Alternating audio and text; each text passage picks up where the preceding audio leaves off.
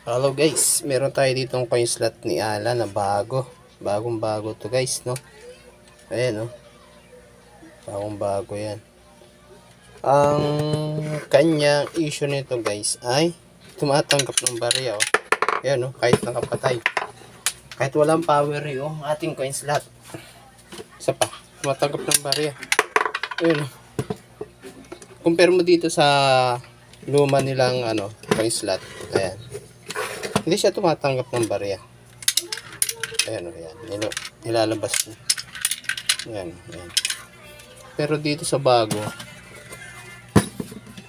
tinatanggap niya.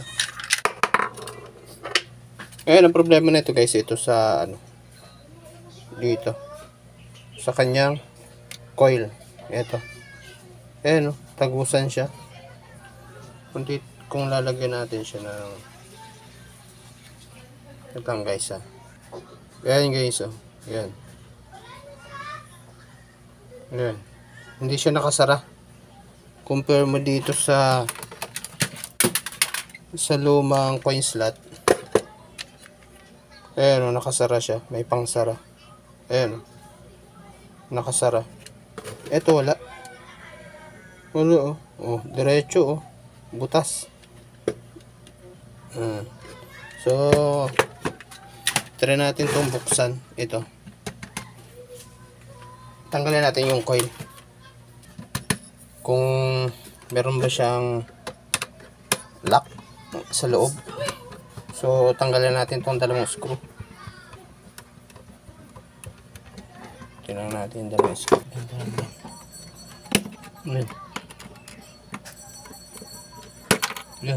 Yan. So, ito yun guys, hindi siya nakalock. Dapat nalalak siya. Ganyan. Ayan. Ayan. Dapat nalalak siya dito. So, dapat ay ganyan. Yun, nakalock siya. Para hindi siya. Ayan, nanguluwa na siya dun. Dapat nakalock. Tapos, hihilahin na lang to.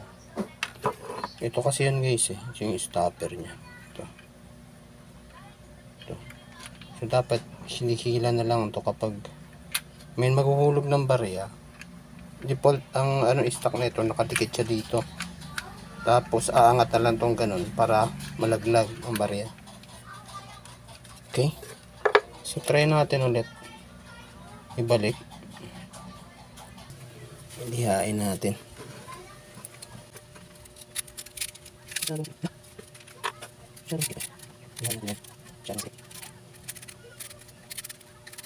Tapos ngayon, paglagay ng spring ganito guys. Pag ganyan pa lang paglagay ng spring nito. Yan. Para hindi siya sumabit-sabit. Yan. So, ganyan lang pala. Yan. Sa mga coin slot na nag-i-stack up, na kumakain ng barya kahit patay, kahit naka-off, yun lang gawin nyo guys. Balik natin. Yan, yan. Tara natin maghulog. Hindi pa natin i-screw. Hulog tayo. Ayan, niluluwan niya na. Kasi nakalock na yan. Yan. Ayun. I-screw natin. Okay.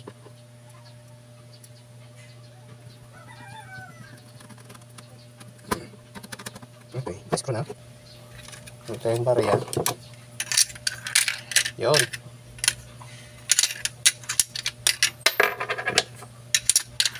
Yun, wala na. So, power on natin. Power on. Okay. Buhay na. Huwag tayo. Uy.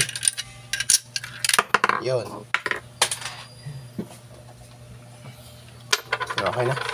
Huwag tayo ng 10 piso.